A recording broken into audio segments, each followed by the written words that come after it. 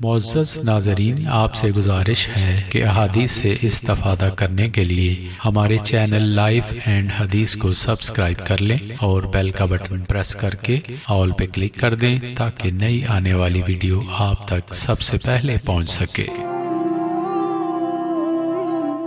بسم اللہ الرحمن الرحیم۔ حدیث نمبر 525۔ ہم سے مسدد نے بیان کیا، انہوں نے کہا ہم سے یحییٰ بن سعید کتان نے عامش کی روایت سے بیان کیا۔ عامش سلیمان بن مہران نے کہا کہ مجھ سے شقیق بن مسلمہ نے بیان کیا۔ شقیق نے کہا کہ میں نے حذیفہ بن یمان رضی اللہ عنہ سے سنا۔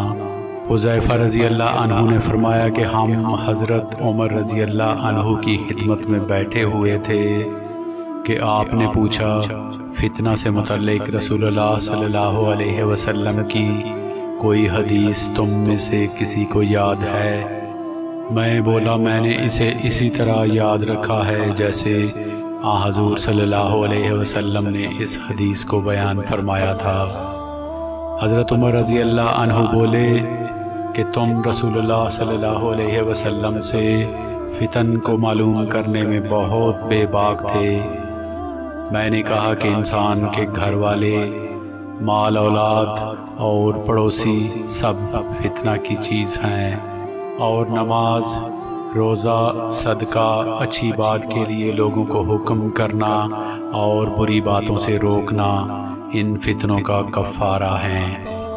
حضرت عمر رضی اللہ عنہ نے فرمایا کہ میں تم سے اس کے متعلق نہیں پوچھتا، مجھے تم اس فتنہ کے بارے میں بتلاؤ جو سمندر کی موج کی طرح ٹھاٹھیں مارتا ہوا بڑھے گا۔ اس پر میں نے کہا کہ یا امیر المومنین، آپ اس سے خوف نہ کھائیے، آپ کے اور فتنہ کے درمیان ایک بند دروازہ ہے۔ پوچھا، کیا وہ دروازہ توڑ دیا جائے گا یا صرف کھولا جائے گا؟ میں نے کہا کہ توڑ دیا جائے گا۔ حضرت عمر رضی اللہ عنہ بول اٹھے کہ پھر تو وہ کبھی بند نہیں ہو سکے گا۔ شقیق نے کہا کہ ہم نے حذیفہ رضی اللہ عنہ سے پوچھا، کیا حضرت عمر رضی اللہ عنہ اس دروازہ کے متعلق کچھ علم رکھتے تھے؟ تو انہوں نے کہا کہ ہاں، بالکل اسی طرح جیسے دن کے بعد رات کے آنے کا۔ میں نے تم سے ایک ایسی حدیث بیان کی ہے جو قطعاً غلط نہیں ہے۔ ہمیں اس کے متعلق حذیفہ رضی اللہ عنہ سے پوچھنے میں ڈر ہوتا تھا کہ دروازہ سے کیا مراد ہے، اس لیے ہم نے مسروق سے کہا کہ وہ پوچھیں۔ انہوں نے دریافت کیا تو آپ نے بتایا کہ وہ دروازہ خود حضرت عمر رضی اللہ عنہ ہی تھے۔ حدیث نمبر 526۔ ہم سے قتیبہ نے بیان کیا، کہا کہ ہم سے یزید بن زری نے بیان کیا سلیمان تیمی کے واسطے سے، انہوں نے ابو عثمان نہدی سے، انہوں نے ابن مسعود رضی اللہ عنہما سے کہ ایک شخص نے کسی غیر عورت کا بوسہ لے لیا اور پھر نبی کریم صلی اللہ علیہ وسلم کی خدمت میں آیا اور آپ کو اس حرکت کی خبر دے دی۔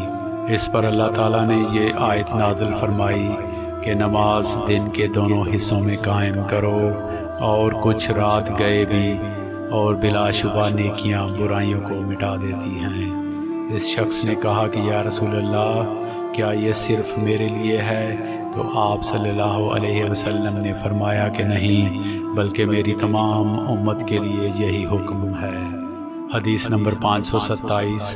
ہم سے ابو الولید ہشام بن عبد الملک نے بیان کیا، کہا ہم سے شعبہ نے، انہوں نے کہا کہ مجھے ولید بن عزیر کوفی نے خبر دی، کہا کہ میں نے ابو عمرو شیبانی سے سنا، وہ کہتے تھے کہ میں نے اس گھر کے مالک سے سنا، آپ عبداللہ بن مسعود رضی اللہ عنہما کے گھر کی طرف اشارہ کر رہے تھے۔ انہوں نے فرمایا کہ میں نے نبی کریم صلی اللہ علیہ وسلم سے پوچھا کہ اللہ تعالیٰ کی بارگاہ میں کون سا عمل زیادہ محبوب ہے؟ آپ صلی اللہ علیہ وسلم نے فرمایا کہ اپنے وقت پر نماز پڑھنا۔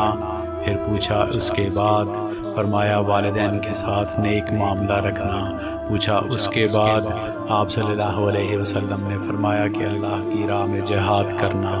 ابن مسعود رضی اللہ عنہما نے فرمایا کہ حضرت صلی اللہ علیہ وسلم نے مجھے یہ تفصیل بتائی، اور اگر میں سوالات کرتا تو آپ صلی اللہ علیہ وسلم اور زیادہ بھی بتلاتے، لیکن میں نے بطور ادب خاموشی اختیار کی۔